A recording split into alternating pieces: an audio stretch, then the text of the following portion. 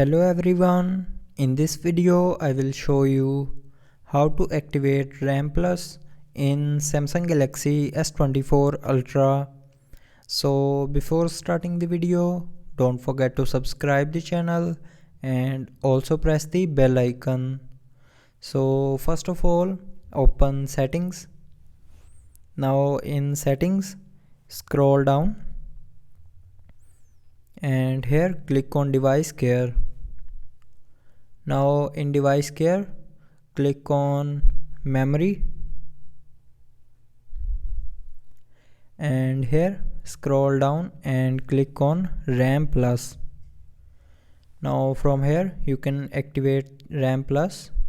So if you want to add more RAM, then from here select 6 GB or 8 GB and then click on restart to activate the RAM. So that's how you can activate the RAM Plus in Samsung Galaxy S24 Ultra.